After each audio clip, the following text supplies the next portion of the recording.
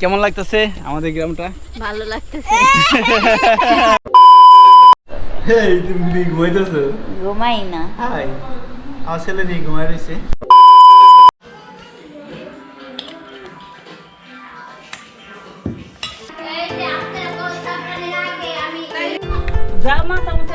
তো আমরা গ্রামের বাড়িতে আছি, আর গ্রামের বাড়িতে ফ্যামিলিদের সাথে খুব সুন্দর একটা মুহূর্ত কাটতেছে। ঈদে যদি না আসতাম তো গ্রামের এই সৌন্দর্যটা উপভোগ করতে পারতাম না। তো আমার পাশে আছে বড় ভাই, এই পাশে আছে বাবা, আর এই পাশে আছে আম্মু, আর এই পাশে আছে আমার ভাতিজা। এই যে তো আজকে বৃষ্টি নামছে, নামাজ পড়ছি, আর পড়ার শেষে হলো বৃষ্টিতে ভিজতে ভিজতে বাসায় আইছি। এখনও পাঞ্জাবি খুলি নেই।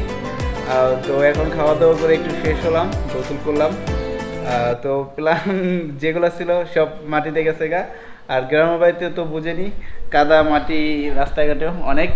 তো বাইকটা আজকে বের করবো না।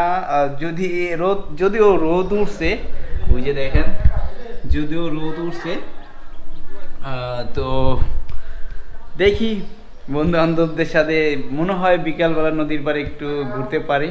এই আজকে ঈদ প্ল্যান। তো গাইস আজকে বের হয়ে গেলাম। তো আসি হলো গ্রামের বাড়িতে চকের ভিতরে, আর কি দুই পাশে যা দেখতেছেন সব হলো ধান ক্ষেত। আর অলরেডি ধানগুলো পেকে গেছে, আর কিছুদিন পরে কাটা শুরু করবে। আর আমাদের সাথে সব পিচ্চি বাহিনী আমার ধরে নিয়ে আইছে দেখেন। তো এখন হলো এইখানে একটু ড্রোন ফ্লাই করব, ড্রোন ফ্লাই করে আপনাদের দেখাবো আমাদের গ্রামটা কত সুন্দর। তো প্রত্যেক বছর ঈদের সময় গ্রামের বাড়িতে আসা পড়ে, আর রিসেন্টলি 2-3 বছর ধরে আসা পড়ে। এর আগে খুব কমে আসতাম, তো ঢাকায় ঈদ পালন করতাম। আর দেখেন এই যে কয়েকদিন আগে বৃষ্টির কারণে এই পাশটাতে ধানগুলো শুয়ে গেছে, অনেক ক্ষতিও হয়েছে। আর আমাদের এই দুহানবগঞ্জের পাশে প্রচুর ধান চাষ করা হয়। আর দেখেন আমাদের দুই পাশে সব ধান ক্ষেত। আমাদের টিম মেম্বারগুলো একটু দেখায়, এই যে আমাদের টিম মেম্বারগুলো অনেক সাজুগুজু করছে। আর আজকে আমরা বিশাল একটা পরিবার, দেখেন বাচ্চা খুচ্চা যা নিয়ে সবাইকে নিয়ে আজকে বের হয়ে গেছি গ্রামের বাড়ি ঘুরতে। আমার বড় বোন, আর এই যে ম্যাডাম, আর এইদিকে আছে বড় ভাবি, হাই দিয়ে দেন। আর এদিকে আছে ভাগ্নি, হাই দিয়ে দাও। আর ওই যে ছোট টিমগুলো এইখানে। এই ছোট টিম, তোমরা কি করো? বাচ্চা টিম কি করো? এইখানে আছে ভাতিজা, ভাগ্না আছে, আমার ছেলে আছে, আর এই যে আরেকজন, সবাই এক ড্রেস পরছে। এই দেও দেও দাও দাও দাও। দেখেন কত সুন্দর, সবুজের মাঝখানে আমরা লাল নীল সাদা আছি। এখন আমাদের ড্রেসগুলো এরকমই।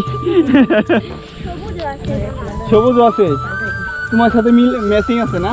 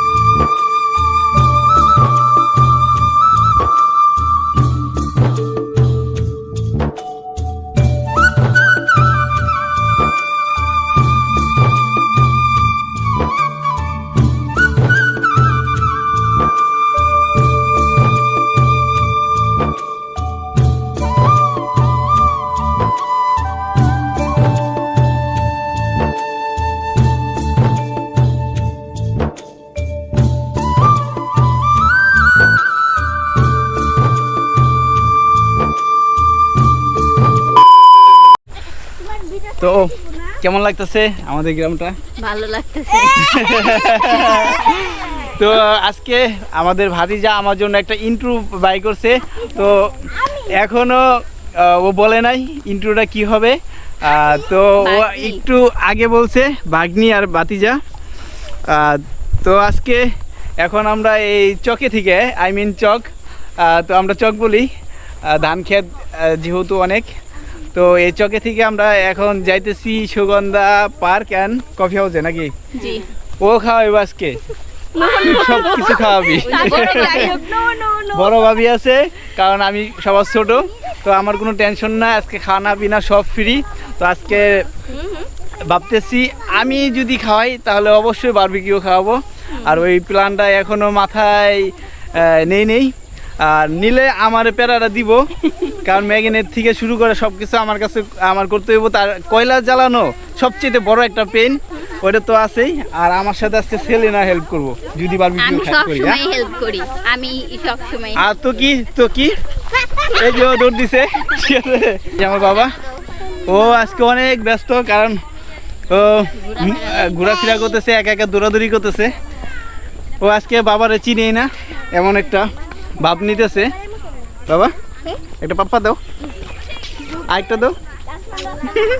এটা আমার কাছে আমার জন্য ফ্রি একদম। তো আমরা অটোতে উঠলাম, তো এখন আমরা যাচ্ছি সুগন্ধা পার্ক অ্যান্ড কফি হাউসে। তো সবাইকে নিয়ে আজকে বিকালটা বেরিবাদে কাটাবো, আর আপাতত এটাই প্ল্যান।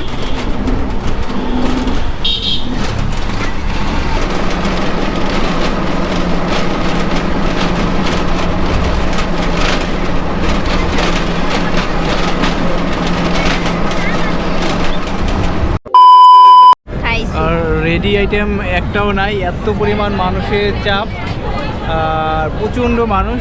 আর আমরা দেখি থাই 1:1টা 130 টাকা।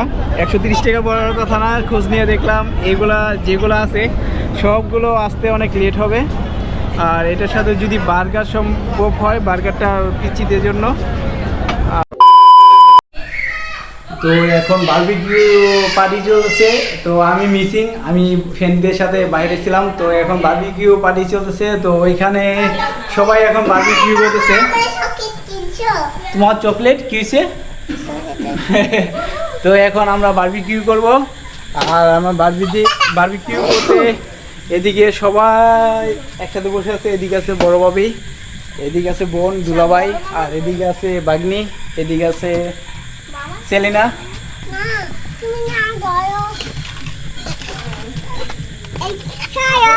ও সেই বারবিকিউ, হ্যাঁ